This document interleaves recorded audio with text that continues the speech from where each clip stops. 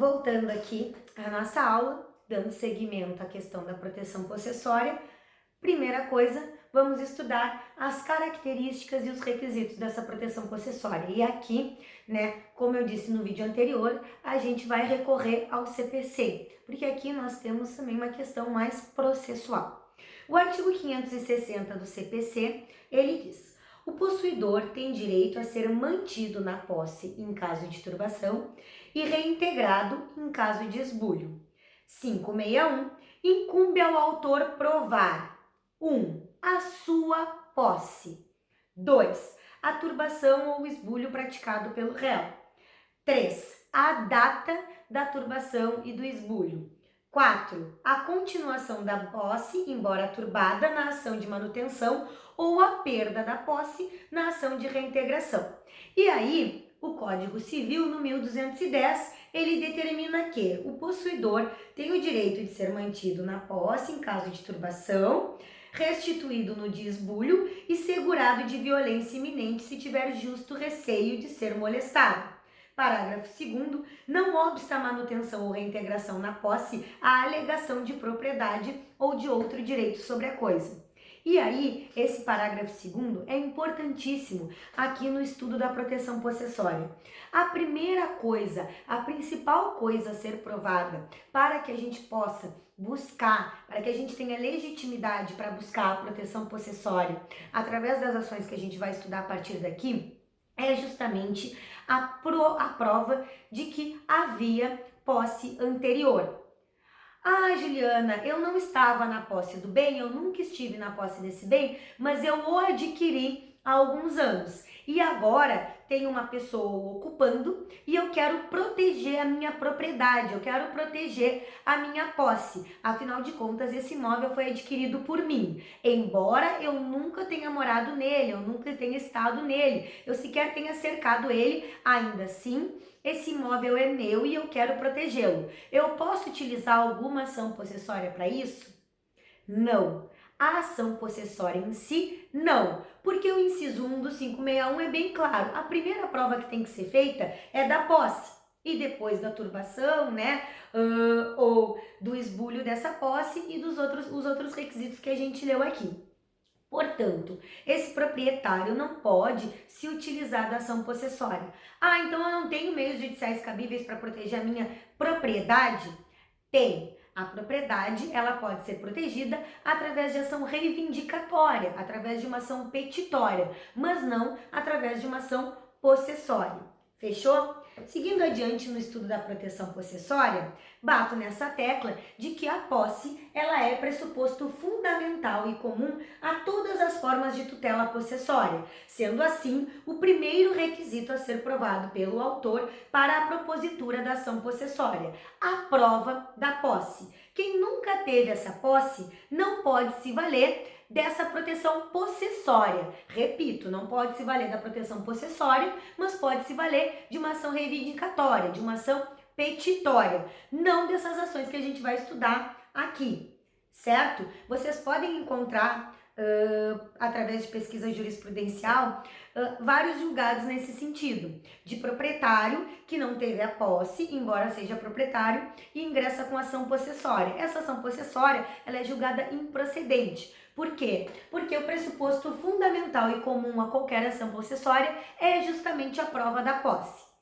Seguindo adiante, a gente tem que entender o que é turbação e o que é esbulho e qual a ação cabível em cada um dos casos, assim, como na iminência, no perigo de esbulho ou turbação. Bom, o que é turbação?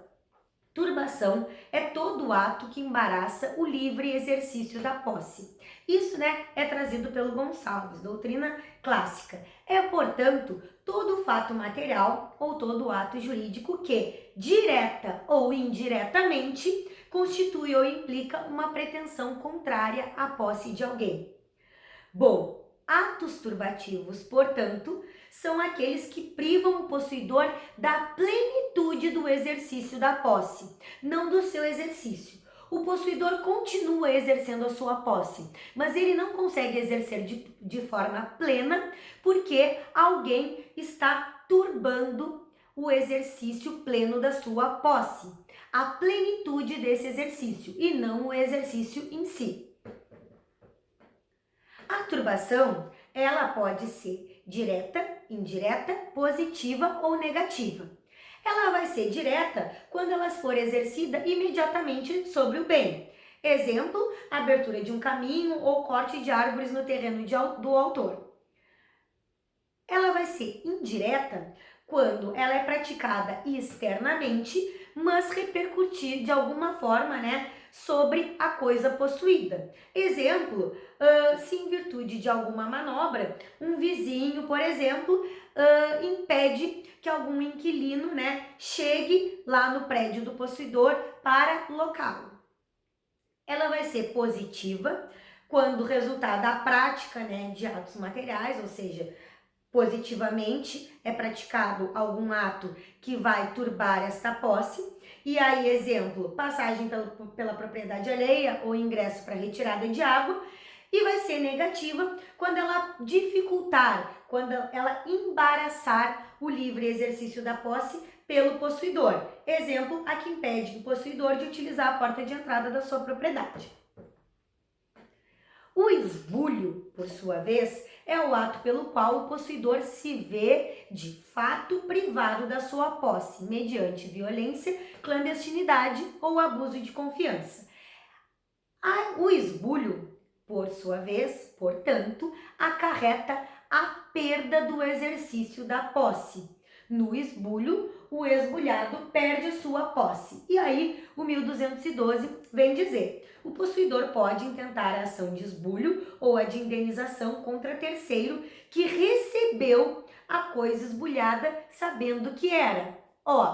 Não temos só ação cabível contra quem esbulhou, mas contra quem recebeu a posse da coisa esbulhada sabendo que havia sido esbulhada. Artigo 1212 do Código Civil.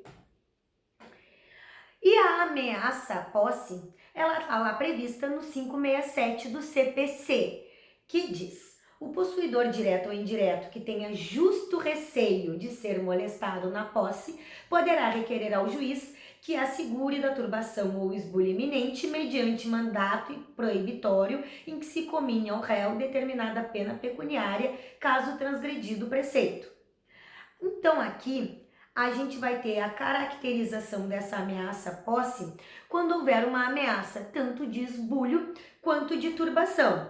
E aqui é importante que esse ato, que é essa ameaça, objetivamente considerada, demonstre realmente, uma aptidão de fazer com que a pessoa, o homem comum, o homem médio, se sinta, ameaçado de turbação ou esbulho. Não é qualquer receio, É um receio objetivamente considerado. E aí, a gente tem aqui um quadrinho importante para a gente entender de forma bem clara, a diferença de turbação para esbulho.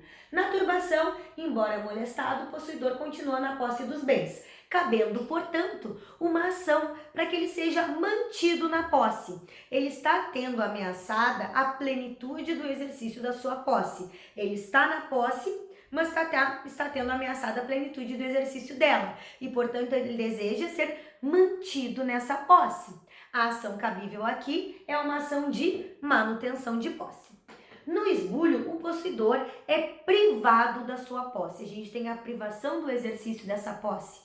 E aí, ele quer ser reintegrado na posse. Ele quer ter de volta a sua posse. E, portanto, a ação cabível é a de reintegração de posse. E quanto aos atos perturbadores da nossa posse, a gente tem, portanto, vendo tudo, que a gente estudou até aqui, uma gradação dos procedimentos, sucessórios distintos cabíveis. Aqui a gente tem do mais grave ao menos grave. O que é ato perturbador mais grave é aquele, que acarreta a perda da posse, é, portanto, o esbulho. Havendo a perda do exercício da posse, é cabível uma ação de reintegração de posse, justamente para restaurar o poder fático anterior. Um pouco menos grave é a turbação. A turbação é aquela ameaça à plenitude do exercício da posse, em que o autor ele quer buscar ser mantido na sua posse. Aqui no caso de turbação é cabível, portanto, a ação de manutenção de posse. E por fim, a ameaça, considerada objetivamente de turbação ou de esbulho, ela vai ser protegida através de um interdito proibitório, certo? E aí aqui a gente acaba o estudo da nossa posse. Na próxima aula a gente vai começar a estudar a propriedade, a começar pelo conceito, pelas limitações ao direito de propriedade, né? E todo o estudo decorrente dessa propriedade. Obrigada pela companhia, desejo a todos, né, uma boa semana, que a gente se cuide, que a gente, né, repito, tenha empatia e amor ao próximo, se resguarde tanto quanto possível para a gente vencer essa batalha contra o coronavírus e para que a gente retome as nossas atividades normalmente o quanto antes. Um beijo, até mais!